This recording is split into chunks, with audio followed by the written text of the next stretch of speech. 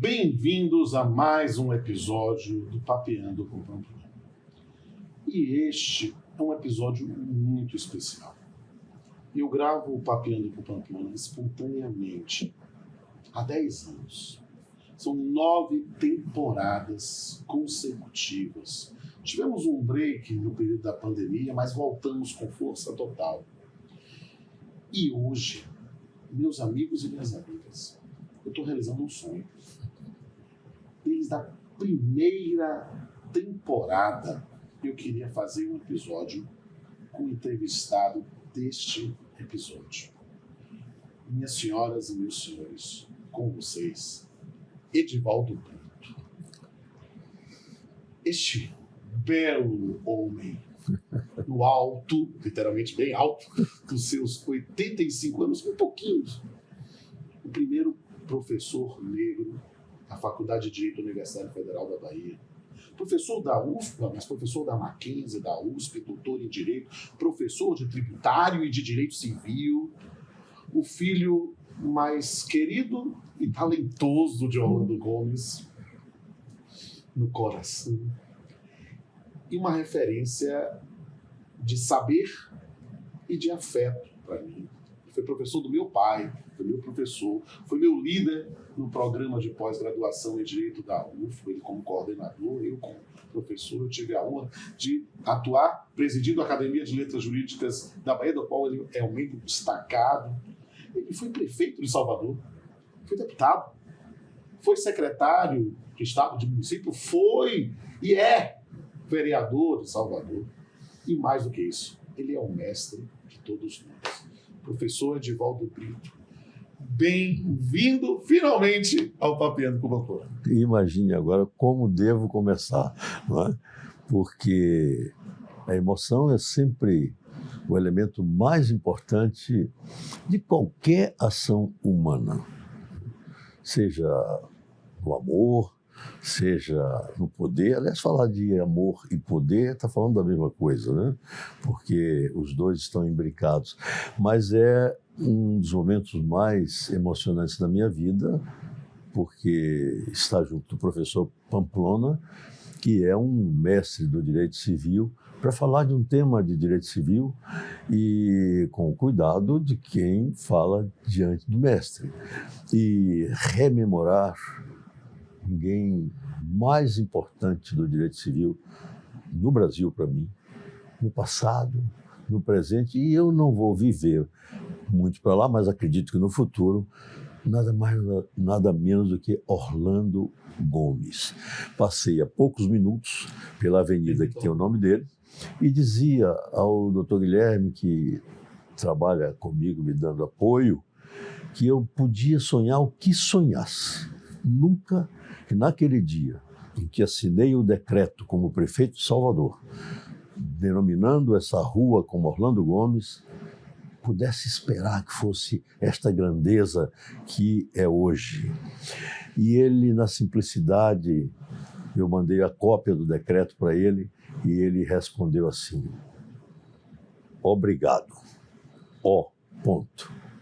O O ponto significava Orlando. Onde ele estiver, sei que ele está muito feliz. Esse programa é dedicado a ele. Também de ver o filho dele, intelectual, o filho dele, emocionado por esse momento. Aprendi muito, mestre, com o senhor. E meus amigos e minhas amigas, o professor já soltou o spoiler. Nós vamos falar hoje sobre o tema de direito civil. Teoria da imprevisão. Um tema fascinante. Um tema que se falava teoricamente por ausência de previsão normativa na qualificação anterior, veio de uma forma no Código Civil de 2002 e ganhou uma força impressionante nesse período da pandemia. Vamos, tal qual Jack Stripador, por partes, vamos pelo começo. Professor, o senhor pode definir para os nossos telespectadores o que é a teoria da imprevisão? Eu direi que é um momento da vida humana. Se nós buscarmos lá atrás, onde se implantou a questão da imprevisão, e se nós buscarmos lá atrás, onde se implantou o pensamento que se tinha sobre isso, vamos ver que é típico do ser humano. é imprevisível. Nós não sabemos, nem nesta hora que estamos aqui dialogando, nós não sabemos o que vamos fazer. Sabemos que começamos. Pois bem, a imprevisão é algo assim. Devo lhe dizer que houve outros nomes para a teoria da imprevisão que não colaram. Um autor famoso chamado Post, ele também tentou uma outra palavra para isso, né? Mas não colou. Por quê? Porque imprevisão tem que ser algo que você não está, portanto, esperando. Mas tem uma colocação que eu fazia sempre na sala de aula que parece uma contradição. Quando eu digo que a imprevisão, no caso da exceção à pacta sunt servanda, a imprevisão tem que ser por fatos que são imprevisíveis, mas, preste bem atenção onde está a aparente contradição, mas tem que ser previsíveis. E eu dava um exemplo aos meus alunos de São Paulo, é lógico, trazendo a Bahia, porque a Bahia é quem me deu régua e compasso, me dá régua e compasso. Então eu dizia para os meninos assim, dentro da sala de aula, quem conhece a Bahia? Aí quase todo mundo levantava a mão na sala de aula. Os pontos seguros, mas naquele tempo a fama era Bahia, era Salvador, né? Aí você dizia qualquer coisa, conhece a Praça Castro Alves, que é do povo, segundo Caetano Veloso? Aí todo mundo, imagine a Praça Castro Alves nevando. E aí o que acontece? Ivete Sangalo vai com o trio, chega até a Praça Castro Alves, não consegue subir porque a roda do caminhão está deslizando. A minha pergunta para os alunos era a seguinte: isto é imprevisível? Digamos que devesse constar no contrato com Ivete Sangalo que se acontecesse um episódio imprevisível, ela não cumpriria a prestação. Mas que episódio imprevisível? Aí é que você tem que, no contrato, botar pelo menos um sintoma do que é. Se não, a pergunta seguinte ao aluno: Ivete Sangalo estava liberada de cumprir a prestação? E o aluno diz, está. Não estava, porque você precisa também lembrar que na imprevisão há um credor e que esse credor não pode suportar os efeitos. É claro que você tem a teoria dos riscos no Código Civil, várias passagens da teoria do risco, e então você sabe que em alguns momentos o prejuízo, porque a teoria do risco é igual a prejuízo. O prejuízo é para o credor, mas em toda hipótese. Portanto, quando você fizer um contrato sobre qualquer coisa para cumprir a prestação, não se fie apenas na teoria da imprevisão como um elemento que libera o cumprimento da prestação. Mas eu preciso de mais um minuto para dizer duas coisas. A pergunta do professor Pamplona foi no sentido do que é teoria da imprevisão. Eu teria aí dois aspectos da teoria da imprevisão. A teoria da imprevisão como um tema submetido a reflexões, a formulações, etc., macro. E eu teria a teoria da imprevisão como um gênero para várias espécies de momentos que você não está esperando. Tem uma lista num livro maravilhoso que eu aconselharia a todos terem a oportunidade de ver este livro, que é o livro de Arnaldo, portanto, Medeiros da Fonseca. Esse é um livro importante, Caso Fortuito e Teoria da Imprevisão. O tempo não dá para fazermos essa distinção, mas queria dizer que há várias teorias, aqui no número 153 desse livro, sobre este tema. E veja, nós não tínhamos, o professor Pamplona chamou atenção no texto de 2016, perdão, 1916. Neste texto, no artigo 928, é sempre a redação desse código de 16, é o atual também.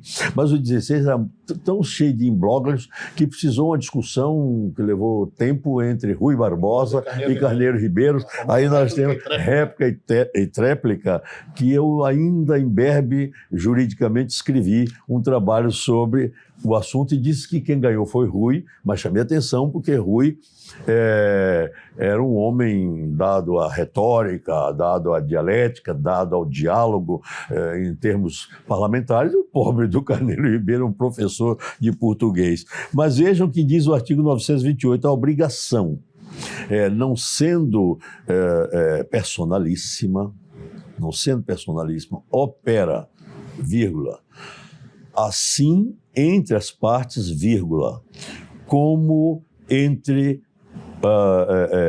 os seus herdeiros. E eu ficava para dar essa explicação ao aluno, ler esse negócio, aí eu tinha que dizer, olha, está dizendo as personalíssimas, então nós temos excluído todas as relações intuito persona, etc, etc.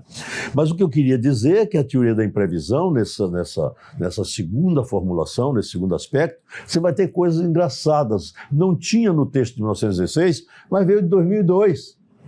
E quando chegou 2002, nós trouxemos pela mão de um baiano também uma expressão, onerosidade excessiva, que está por volta do 478 do Código Civil. Quem é este baiano? Um constitucionalista, Josafá Marinho, que foi o relator. E, certa vez, em São Paulo, num debate no Instituto dos Advogados, ele disse assim, você sabe, foi difícil colocar no texto do Código essa onerosidade excessiva? Aí eu comecei a dar importância a essa distinção. Não confunda a teoria da imprevisão no Código, mesmo no texto de 2002, com onerosidade excessiva, senão não precisava das duas categorias. Não confunda cláusula de escala móvel ou cláusula monetária com nenhum dos dois aqui eu falei. Se o tempo der e o professor Pamplona permitir, eu vou fazer a distinção. Como não confunda caso fortuito, e aí está Arnaldo Medeiros da Fonseca, não confunda caso fortuito com teoria da imprevisão. E uma provocação para um outro, Pamplona, papiando com Pamplona, não confunda caso fortuito com força maior. Não confunda, porque isso vem de Hammurabi, do Código de Hammurabi. Passa pelo direito romano quando se diz que casus é uma coisa, vis é outra coisa. E o meu código de 2002, eu recito todos os artigos em que estão claríssimas as distinções entre caso fortuito e força maior. Professor, o senhor é um monumento do direito. E eu estou aqui meio embevecido. Eu adoro dar um pitaco, mas estou deixando o senhor à vontade total, porque é uma aula para a gente e é um momento histórico. Mas e pensando em história, o senhor começou a sua observação anterior, dizendo, vamos voltar lá para trás. E é muito bom compreender isso, né, e ensinar história para os nossos alunos e alunas. Eu queria que o senhor falasse um pouco na concepção histórica da teoria da imprevisão, né? E talvez com um pouco da referência do direito estrangeiro, ao famoso Lei Fayot. Eu queria que o senhor desse uma aula.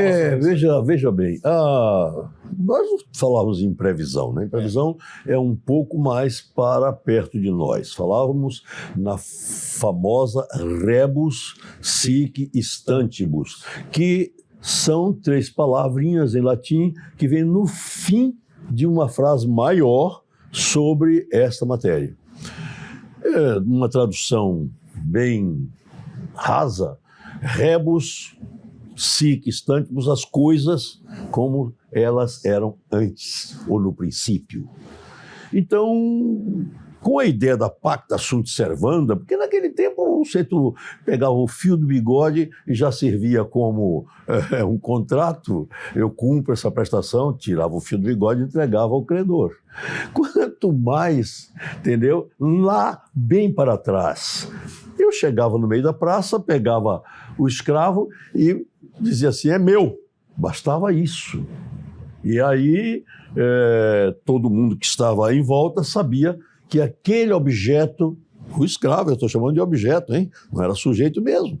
Aí aquele objeto era da pessoa que declarou no meio da rua. Assim se faziam os contratos. Portanto, é outra crítica, porque os contratos, portanto, que não são contratos típicos, era o que existia naquele tempo. O contrato é tudo atípico. Mas volto eu à pergunta do Pamplona. Então, bastava que eu chegasse perante o credor e fizesse o contrato. E lá na frente, se aquela situação do momento do nascimento do contrato, a formação do contrato, se aquela circunstância daquele momento, na execução, não mais existissem, então, rebus sic stantibus. Mas isso não podia ficar só no fio do bigode, né? O Código Napoleão não tem propriamente teoria da imprevisão.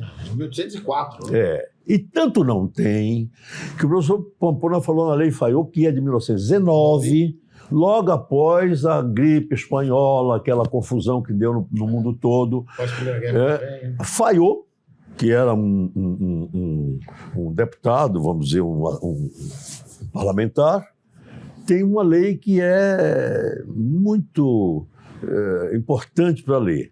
E eu me lembro que na pandemia 2020, no começo de 2020, quando saiu, aspas, a nossa Lei Fayot, que é aquele decreto número 6, eu pedi ao meu neto, quem ele fez referência, Antônio Ali, e ele buscou a Lei Fayot no original do jornal oficial francês. Era bom você fazer isso, que é muito interessante. Esse livro de Arnaldo Medeiros da Fonseca, ele faz menção. Mas aí veio a Lei Fayot, e daí em diante começamos, no meu entender, institucionalizar esses azares, não é? Ou, para usar a expressão do tempo do passado, né? O nosso Ribas, o conselheiro Ribas, para usar a expressão dele, o acaso. Era bom. Esse papiano com o Pamplona está me dando espaço para eu fazer aquilo que eu não podia fazer na sala de aula. Era bom que você lesse esses clássicos, esses antigos. A Fundação Casal Edivaldo Brito está às suas ordens com todas essas obras que servem ao PPGD da Universidade Federal da Bahia. Verdade. Lá está o conselheiro Ribas. E é lindo ele falar do acaso, né? E nós estamos aqui falando do acaso. Então, vamos sistematizar só um minuto? O acaso dá, no passado, a rebus sic stantibus. Em países como o Brasil, que não tinha no seu código nada sobre a imprevisão, então os juízes aplicavam a rebus sic stantibus. Mas isso ficou muito complicado. Aí os juízes começaram a aplicar a teoria da imprevisão, que para mim, embora o Código Napoleão não traga, nasceu na França a teoria da imprevisão para mim. E depois, antes de Josafat Marinho lutar para o artigo 478 do Código Civil, de 2002, nós tivemos a onerosidade excessiva por inspiração da Alemanha. As melhores obras sobre dinheiro, como a obra de Nussbaum, Teoria do Dinheiro, estão na Alemanha.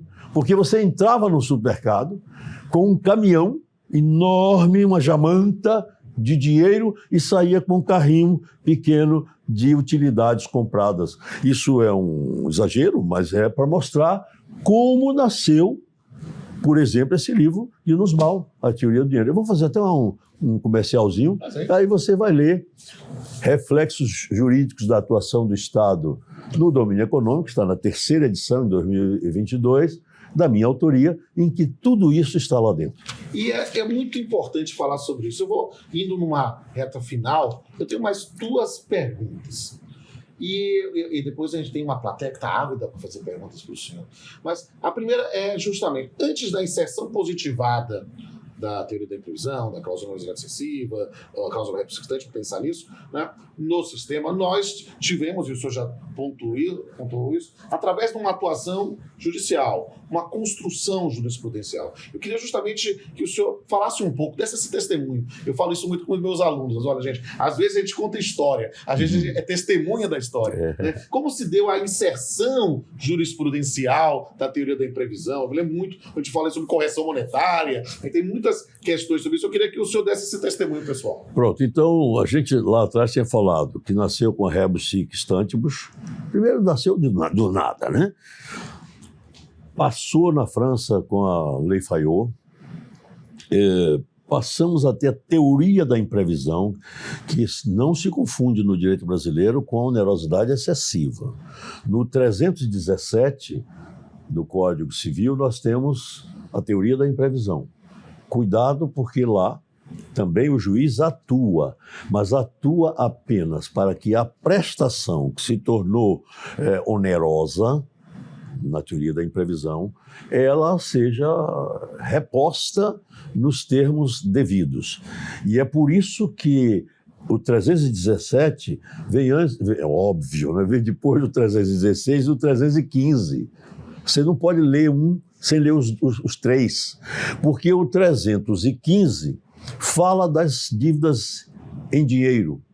Uma ideia maravilhosa que trouxe, pelo menos os brasileiros conhecemos, através de Tullio Ascarelli, numa obra maravilhosa, quando baniram lá na Itália os grandes nomes por causa do fascismo. Tem gente que ainda bate palma pro fascismo. Bate pra tu ver!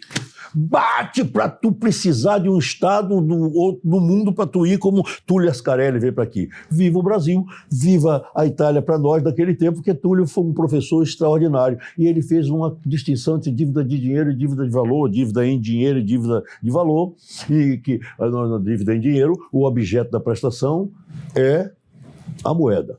Na dívida de valor, o objeto da prestação é um bem do mundo que não o dinheiro, mas a dívida de valor pode se transformar numa dívida de dinheiro. Aí o 315 chama atenção para isso e traz uma coisa interessante, porque diz que nós temos que, nessas dívidas de dinheiro, cumprir a prestação mediante o valor nominal.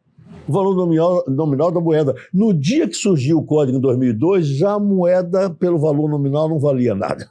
Então, vem logo no 316 dizendo assim, mas você pode fazer também de uma forma, nesses contratos de trato sucessivo e prestações, portanto, continuadas, etc., você pode colocar lá dentro uma forma de atualizar. Então, essa atualização que está no 316 vem lá de trás com livros maravilhosos como o de Arnold Walde, sobre a cláusula de escala móvel, que é nada mais, nada menos, essa sofisticação toda do legislador, você fazer a correção monetária, a atualização monetária. Aí cai no 317 e a pergunta é, eu posso, portanto, aplicar ao mesmo tempo a teoria da imprevisão com essa correção monetária? Claro que não, cada um é um. Então o 317 traz essa coisa. Vá para o 478, aí é diferente. Se ocorrer um acaso como esse, ocorreu um acaso que ficou até gostoso, se acontecer uma situação como esta, o juiz resolve o contrato, são coisas diferentes. E aí eu também tenho que lembrar, Pamplona, porque eu tenho que puxar a brasa um pouquinho para a minha sardinha, eu tenho que lembrar primeiro esse livrinho que foi escrito por 200 mãos, coordenado por Ives Gander. Eu tenho um trabalho aqui e que eu faço a classificação das causas que são antecedentes, das causas que são posteriores para essa questão. E olha que eu não estou falando ainda da lesão, que nós nem falávamos disso lá atrás, isso está no Código do Consumidor, nos trouxe alguma inspiração. Eu não falei da lesio enormis, que me parece que está no 478, lesio enormis. Então, por isso que o juiz resolve o contrato. Veja que no 317, ele é chamado para ajustar os valores, não é? Você sabe que se trata propriamente no 317 de uma liquidação da obrigação. Como é que se liquida a obrigação? Procurando o valor exato da prestação. É nisso que consiste a liquidação da obrigação. E o valor exato da prestação você só procura em duas situações. Ou se trata de uma obrigação que a prestação se tornou ilíquida por uma questão de discussão em função do inadimplemento da prestação por força, pelo devedor. Aí só o juiz pode liquidar. ou é uma obrigação delituosa, porque nessa, xingou minha mãe, xingou Dona Edith, você não pode xingar Dona Edith. Para xingar Dona Edith custa 300 trilhões de dólares. Aí o juiz disse, Dona Edith é sua mãe, é maravilhosa e tal, mas também não vale 300 trilhões de dólares. Aí o juiz vai fazer esse tipo de coisa. Então, aí é uma coisa. Agora, não onerosidade excessiva, não. O juiz é chamado para resolver o contrato. E lá ele decide como vai fazer. Essa é a síntese que eu faço dessa situação. E nessa síntese, eu já posso até esvaziar minha última pergunta. Por quê? Porque eu estou com uma plateia aqui ávida para fazer umas perguntinhas para o senhor. Daqui a pouco a gente volta.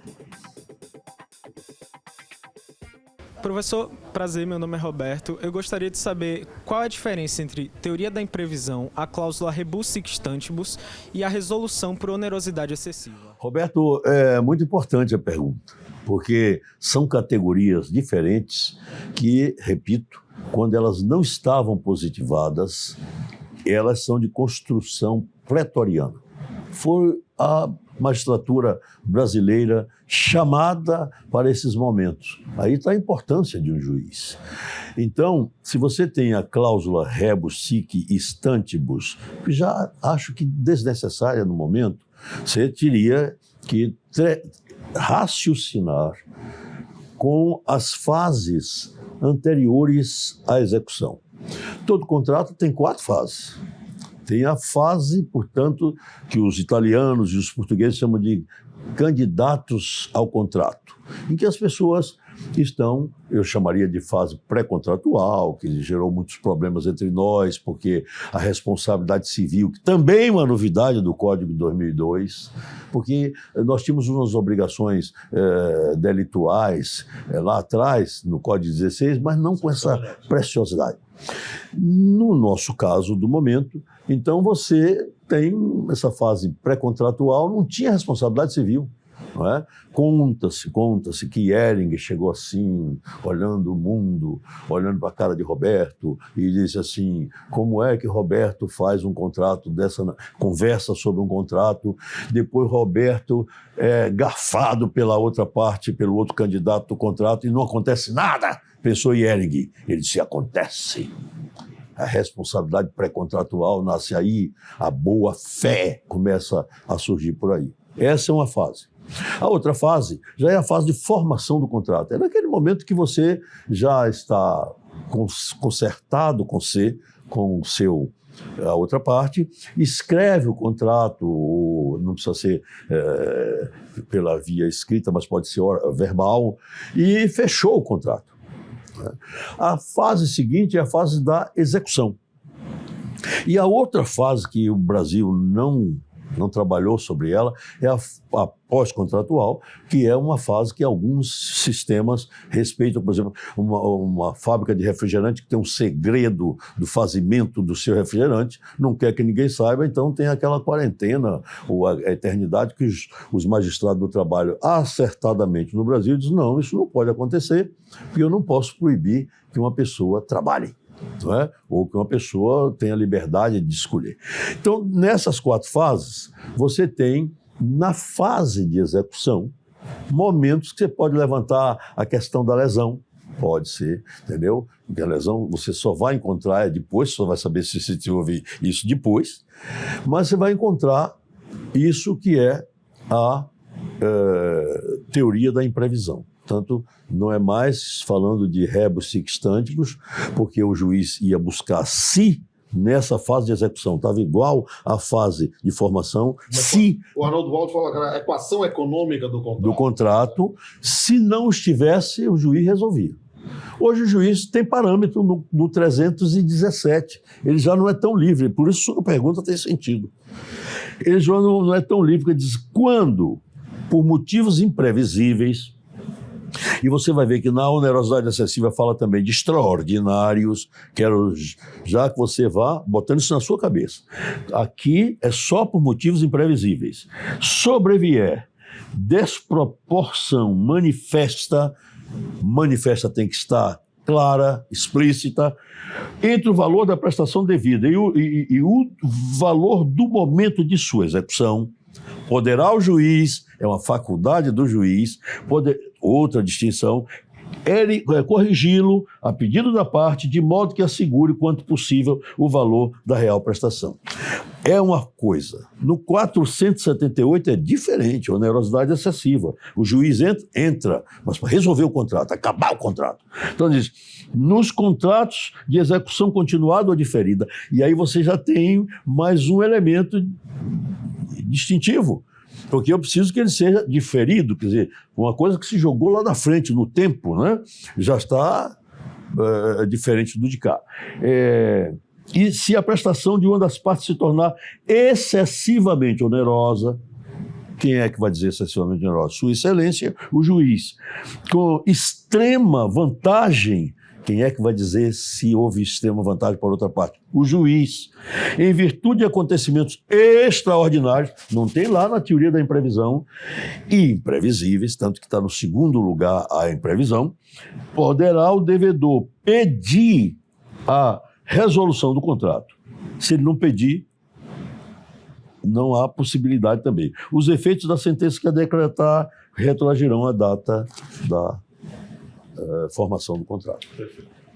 São essas as diferenças entre as três situações. Professor, meu nome é Vicente Mateus e gostaria de saber do senhor qual é a importância que a teoria da previsão teve no período da pandemia. Vicente Mateus. Mateus, um dos 4 evangelistas, né? Eu prefiro lhe chamar sempre de Mateus, mas brincadeira à parte. O problema da pandemia é grave. Eu estou lhe trazendo a primeira pandemia, pelo menos que a história me registra na cabeça, que é a gripe espanhola. Foi pandemia, que você sabe a diferença de uma pandemia por uma endemia, né? A endemia é sempre num lugar localizado e tal. A pandemia é quando não tem mais nenhuma forma de controle. Aí ela se alastra por todo o mundo, etc. A gripe espanhola foi assim. Quem lê os jornais de 1918, 1919 no Brasil, tem um horror que agora foi muito mais, que chegamos a 700 mil mortos da Covid. Invocamos a Lei Fayot.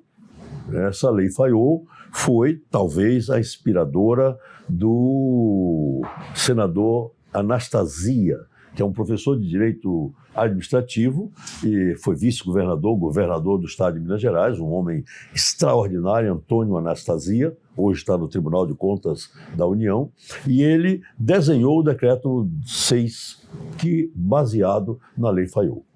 Pois bem, esperávamos, sim, aí teve várias posições, houve várias posições tomadas pelo governo federal, chuchado pela sociedade, e criaram-se os chamados objetos essenciais para a convivência, houve a restrição de circulação das pessoas, etc, etc, etc. E aí teria que se aplicar essas teorias todas. Eu estou falando em sentido macro, da imprevisão. Todas, cada uma na sua circunstância. O pior é que tivemos nas relações privadas realmente a aplicação. Os magistrados atuaram. O pior, repito a expressão, é que no setor público isso não aconteceu. O professor Pamplona anunciou que eu sou vereador nessa cidade. Está guardado no sarcófago do diabo que carrega em paz profunda do inferno. Os prefeitos que determinaram a sua bancada na Câmara de Vereadores que não votasse um projeto de moratória, que eu fazia inclusive homenagem a um outro mestre meu, insuperável, a Leomar Balieiro, um dos responsáveis por essa categoria jurídica no Código Tributário Nacional, que não foi feita para enfeite, foi feita para quando acontecesse situações como a pandemia. Mateus, o voto é uma coisa importante. É preciso saber quem se está elegendo. E, sobretudo, numa Câmara de Vereadores, saber, como eu não sou mais candidato, posso falar assim, quem está colocando lá. Porque ele está próximo de mim. Ele vai dizer que se a planta da minha casa como essa do professor Pamplona, se pode ter um sanitário aqui nesta sala, abrindo para a sala, ou não. Imagine, ele entra na nossa privacidade assim. Ele vai fazer com que a teoria da imprevisão, que se aplicou muito nas relações privadas, tinha que aplicar também nas relações públicas. Por que não? E aí a prefeitura do município cobrou o IPTU como se nada tivesse acontecendo. Fechou 3 vezes, como convém o baiano, fechou os estabelecimentos comerciais, industriais, etc., dessa cidade e cobrou taxa de localização e funcionamento. Vê se não dá para revoltar. Então, Matheus, eu paro por aí, porque eu posso ter um infarto. Não, calma, professor, não tenha não. O importante desse ponto, Matheus, é justamente isso. A pandemia, ela trouxe para nós, né, o improvável, o inviável, o impossível que se tornou realidade. Somos nós, sobreviventes da pandemia. O acaso. Exato. Um acaso. E a pandemia fez com que institutos que muitas vezes tinham apenas uma reflexão ou uma importância, às vezes, teórica, fossem para a prática. Isso. Era como se fosse uma coisa latente, né? Como a raiz da bananeira, que provocada ela sai. Ela não é provocada, ela sai porque é da natureza, né? Mas é só para você entender. O periscópio do submarino, que ele sobe sozinho e fica olhando tudo que se passa e se recolhe. Foi para isso que se fez teoria da imprevisão, onerosidade excessiva, rebus sic stantibus, cláusula de escala móvel. Amém. E moratória. Moratória tributária. Oi, professor, eu me chamo Carol e gostaria de perguntar ao senhor qual é a relação entre a teoria da imprevisão e o tema da revisão contratual. Carol, o problema que você traz bate também com 2019. Veja por quê. Porque, de rigor, a distinção que eu fiz entre teoria da imprevisão e onerosidade excessiva, os dois batem no tema genérico da revisão contratual. O juiz, na hora que ele vai atuar, ele faz revisão, sim. Que revisão? Para melhorar para o credor, melhorar para o devedor, sua pergunta chama atenção para isso. Eu não posso estar pensando só no devedor, eu tenho que pensar no credor. Então, macro, revisão é tudo isto. Né? É claro que tem uma categoria jurídica chamada revisão contratual, que para juntar o tema que eu estou fazendo, eu não estou levando a esse stricto sensu.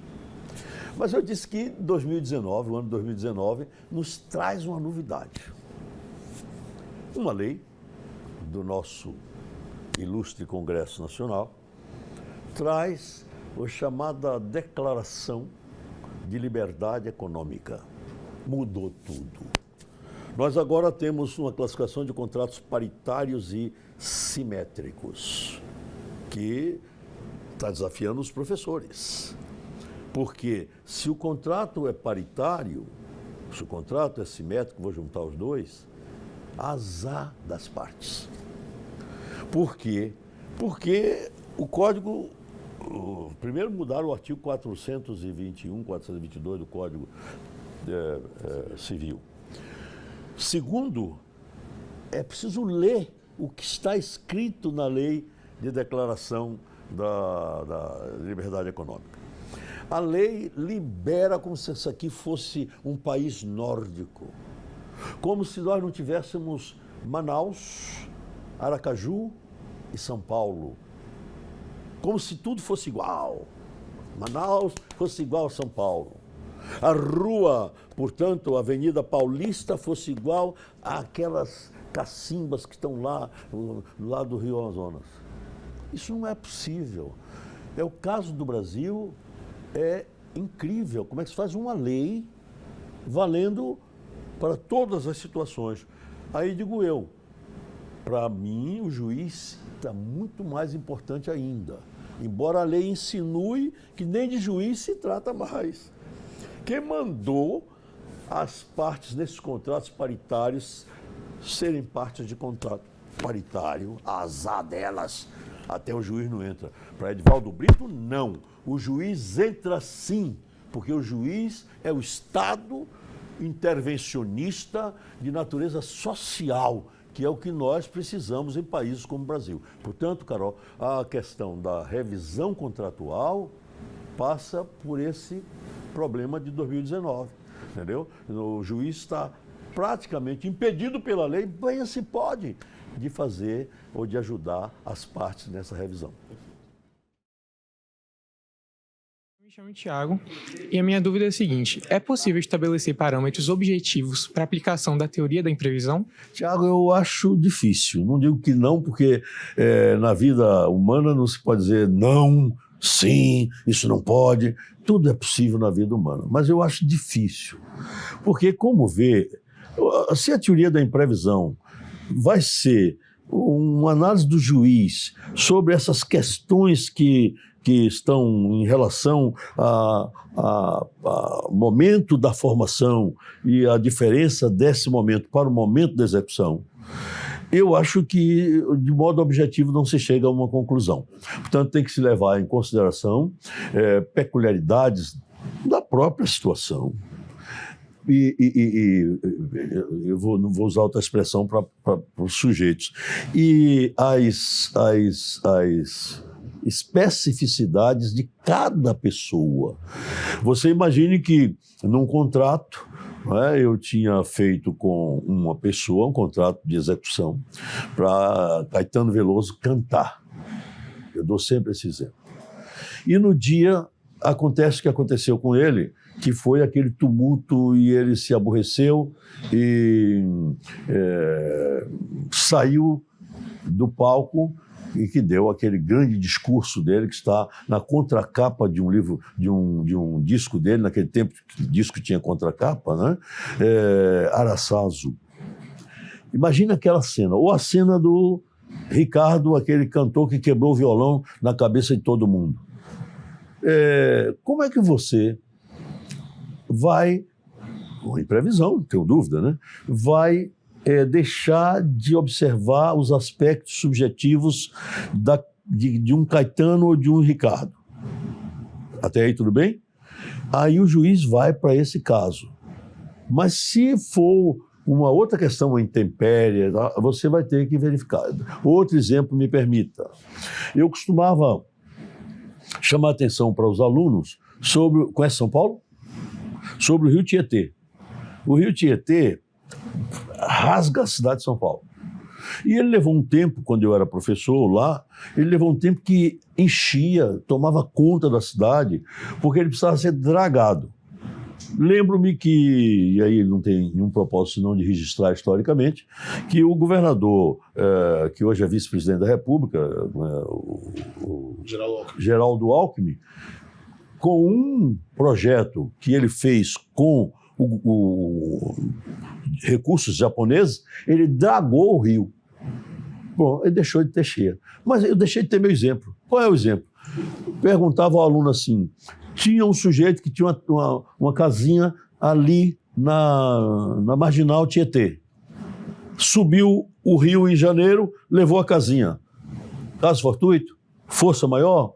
Teoria da imprevisão? E aí eu voltava para o aluno. Não pode ser, porque todo mundo sabia que em janeiro isso podia acontecer. Então, são observações objetivas. Então, para mim, a resposta lá atrás é possível, entendeu? Porque tudo na vida é possível. Você vai no caso concreto para encontrar a resposta. Amém. Professor Edivaldo Brito, meu nome é Lucas. Qual é a contribuição do professor Orlando Gomes para o desenvolvimento da teoria da imprevisão no Brasil? Deus louvado, Lucas. Hoje aqui podíamos pegar logo os 4 evangelistas, dos 4, 2 estão aqui, né? Lucas e Mateus, né? Tiago não foi evangelista, mas está lá dentro, né? Graças a Deus.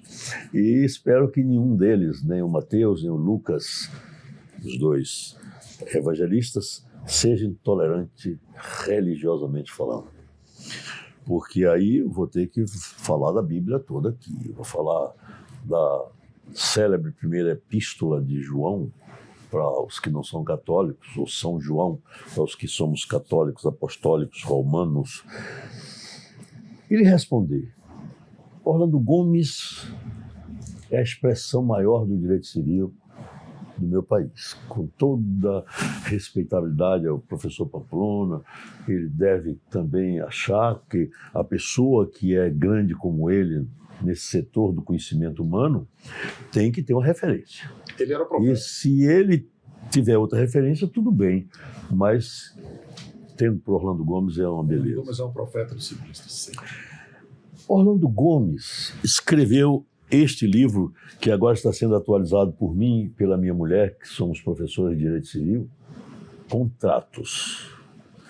A primeira edição desse livro, Lucas, ela é tão imemorial que eu já não me lembro, mas eu já estava aluno dele quando... Vamos situar, 1953... Porque esse livro você tem que ler por item. No item 20, ele tratava da teoria da imprevisão. Veio o Código de 2002. Essa historinha eu preciso contar para ver quem é Orlando Gomes.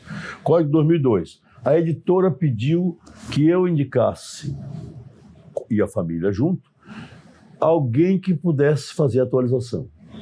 Eu distribuí. Eu fiz de obrigações e distribuí introdução, distribuí contrato e tal, e dei aqui ao professor Antônio Junqueira Azevedo. O professor Antônio Junqueira entrou numa situação de saúde, né? E aí convidou uma pessoa para fazer com ele. Quando o professor Pamplona, eu abro o texto original, estava dizendo que não existia mais a teoria da imprevisão no texto de 2022, ou 2002, por isso não precisava estar aqui. Enlouqueci, trouxe para a Fundação Orlando Gomes, que você pode visitar ali junto da Faculdade de Direito da Universidade Federal da Bahia, e fui recuperar os originais deste livro, que estão lá encadernados. Na recuperação, eu vi que ele tinha tratado, sim, de teoria da imprevisão aqui. Recuperei, está no item 20 desse livro, que eu lhe peço que olhe. Orlando Gomes foi responsável, de tal maneira que ele escreveu um livro que hoje só tem um exemplar na biblioteca da Faculdade de Direito da Universidade de São Paulo, um exemplar na biblioteca da Fundação Casal de Valdo Brito, chamado Transformações no Direito das Obrigações. Disse-me um professor da USP, andando comigo, disse assim: é o livro mais requisitado aqui da biblioteca este. De modo que quando ele sai da estante para alguém fazer uma consulta, todo mundo fica olhando. Não precisa dizer muita coisa. O anteprojeto dele não tem nada sobre isto, porque foi no momento que se queria fazer a separação das obrigações de dentro do código, e veja bem com suas contradições, a fazer dois códigos, um de civil e um de obrigações, para unificar as obrigações. Depois, quer dizer, vem o texto de 2002, e o que é que faz? Retira tudo que estava lá no Código Comercial de 1850, joga aqui dentro e acaba com as obrigações mercantis e civis. Acaba com a ideia de sociedade civil, sociedade mercantil, e vai por aí afora. Busca Orlando Gomes em toda a sua trajetória. Você vai ver que no Brasil ele foi o responsável por essas ideias, para usar a palavra que fiz para sua colega, essas ideias de revisão. Já vinham nele. Transformações Gerais do Direito das Obrigações, para a crise do direito, que ele escreveu em 1940, depois... Esse é um livro que eu tô todo copiado. Esse livro, você tem a segunda edição ou a primeira? Eu pedi, eu não vou mentir, viu, gente? A contravenção, a subida, eu pedi, tirou cópia todinha, mas quem me deu foi o próprio filho de Orlando Gomes. Não, e porque... Não, e aí tem uma razão muito simples, até porque nós estamos fazendo, somos dois professores, eu como professor não admito fazer cópia de livro que está vivo. Não, mas aí... Se o livro não está, sou eu o primeiro a tirar cópia e distribuir com meus alunos na sala de aula, dizer assim, vocês precisam conhecer esse texto. E crise do direito, para mim, crise do direito precisa. Lá tem uma expressão... Eu aqui na biblioteca, viu? Lá tem uma expressão, conceitos amortecedores. Orlando já falava... Foi Carol que fez a pergunta anterior? Foi a revisão? Orlando já falava dos conceitos amortecedores para obrigar a revisão. Antigamente, 1940. E aí, lesão não tinha no Código Civil. Orlando fala nesse livro, viu? Vou dar o meu testemunho para um professor novo, há 30 anos ensinando somente, né, de direito civil. Procure um tema novo e procure Orlando Gomes, você vai achar uma referência. Jesus te abençoe. Porque se fosse o filho de Orlando que estivesse falando, poderia pensar que era exagero. Tá aí, um professor de civil, autor de livro, porque você tem tudo em Orlando Gomes. Estado de perigo, que é uma coisa que veio agora, no de 2002, Orlando Gomes. Lê, meu filho. Lê Orlando Gomes. Lê Crise do Direito. Lê Transformações Gerais de Direito das Obrigações. Lê tudo que ele escreveu dizendo que o Código Civil de 16 não precisava ser jogado fora, que ele devia ser conservado com a atualização. Só isso. E fizeram esse monstrengo que é esse daqui de 2002. Mas, professor Edivaldo, o tempo urge. Na verdade, o tempo já estourou. Mas eu não podia interromper. Porque se a nossa referência, tanto minha quanto sua, é Orlando Gomes, e isso ninguém vai recusar, e por isso a pergunta final sobre isso, a referência dos professores, dos autores, dos pensadores do direito na Bahia é professor Edivaldo Brito. Babaté, a grande figura, professor Edivaldo Brito, o senhor é uma referência.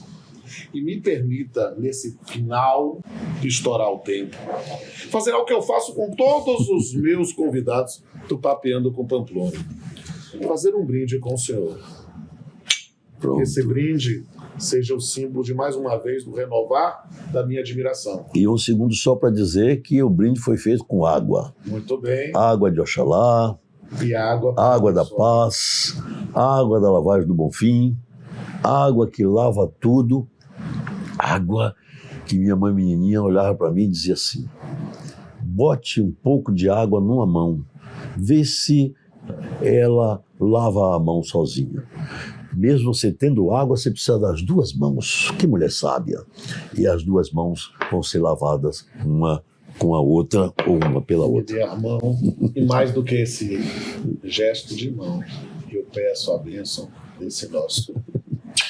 Pronto, os orixás que o abençoem. Aliás, hoje eu estou usando uma expressão muito mais genérica, os encantados. Por que os encantados? Porque aí eu coloco na nossa Bahia, que é, portanto, universal, eu coloco de Jesus Cristo até eles. Porque às vezes eu pergunto aos intolerantes religiosos: quantos anos tem a África? Quantos anos tem o cristianismo? Portanto, vamos respeitar os dois e amar aos dois. E vamos aprender a conviver. Que Deus, que os encantados nos abençoe. E você, meu amigo, você, minha amiga, que ficou encantado como eu com esse episódio, aproveita para seguir lá o perfil do Papeando com Pamplona no Instagram, o canal no YouTube e também conhecer muito a obra de Orlando Gomes e de Edivaldo Brito. Até a próxima. Uhul!